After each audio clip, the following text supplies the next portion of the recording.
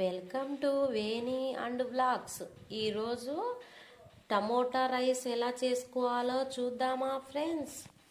ఒక బేషన్ పెట్టుకొని 4 table spoon oil వేసి ఆయిల్ బాగా కాగిన తర్వాత 1/2 టేబుల్ స్పూన్ పోపు దినుసులు, 2 ఎండుమిర్చి, ఒక 6 పచ్చిమిర్చి పొడవుగా తరుక్కొని వేసుకోవాలి. తర్వాత 4 రెమ్మల కరివేపాకు, 4 రెమ్మల పుదీనా, 1/2 టేబుల్ స్పూన్ పసుపు, 1 టేబుల్ స్పూన్ అల్లం వెల్లుల్లి పేస్టు అన్నీ వేసి ఆయిల్లో వేపుకోవాలి.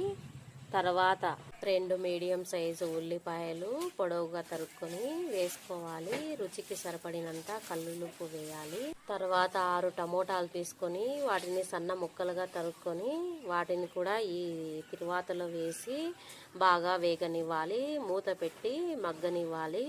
తర్వాత 1 టేబుల్ స్పూన్ కారం ఎక్కువ తినే వాళ్ళైతే ఇంకా 1/2 టేబుల్ స్పూన్ వేసుకోవచ్చు. తర్వాత 1 టేబుల్ స్పూన్ ధనియా పొడి అన్నీ వేసి బాగా వేపుకోవాలి. 1 గ్లాసు బియ్యానికి 2 గ్లాసులు నీళ్లు పోసుకొని మూత పెట్టి మగ్గించుకోవాలి. ఎసురు బాగా ఉడికేటప్పుడు ముందుగా నానబెట్టి పెట్టుకున్న బియ్యాన్ని ఎసుట్లో వేసి మూత పెట్టి ఉడికించుకోవాలి.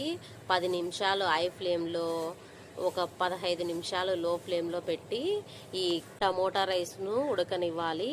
తర్వాత కొంచెం కొత్తిమీర వేసి అంతా ఒకసారి కలిపి మూత పెట్టుకోవాలి. అంతే ఫ్రెండ్స్, టమోటా రైస్ రెడీ అయ్యింది. మీరు కూడా ఒకసారి ట్రై చేసి చూడండి, చాలా బాగుంటుంది. పిల్లల లంచ్ బాక్స్కు త్వరగా అవుతుంది. దీనిలోకి పెరుగు చట్నీ వేసుకొని తింటే ఇంకా బాగుంటుంది. మీకు నచ్చితే లైక్ చేసి సబ్స్క్రైబ్ చేయండి ఫ్రెండ్స్.